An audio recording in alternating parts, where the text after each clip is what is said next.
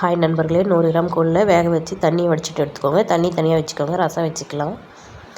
இப்போ கொள்ளுக்கு சட்னி அரைக்க தாளிச்சிக்கலாம். வடகமும் காற்றுக்கு தகுந்த மாதிரி மிளகாய், வரமிளகாய், கருவேப்பிலையும் கொஞ்சமாக பெருங்காயம் போட்டுக்கலாங்க. ஒரு 5-6 பல் பூண்டு தட்டி போட்டு அதிலே வறுத்து எடுத்து கொள்ளோட ஒன்றா போட்டுக்கலாம்.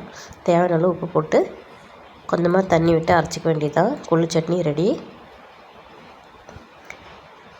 ரசத்துக்கு நம்ம எப்பயும் செய்கிற மாதிரியே ரசத்தை தாளித்து விட்டு புளி தண்ணி ஊற்றிக்கலாங்க.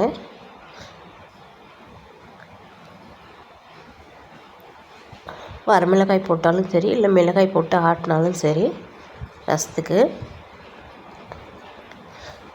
அதுலேயே மீதி கொள்ளு வச்ச தண்ணியை அந்த ரசத்துலேயே ஊற்றிக்கலாம். புளி தண்ணி ஊற்றுறப்போ திக்காக ஊற்றிக்கோங்க, தண்ணி குறைச்சிட்டு. மீதி பருப்பு வச்ச தண்ணியை ஊற்றிக்கலாம். கொள்ளு சட்னி ரெடி, ரசமும் ரெடி.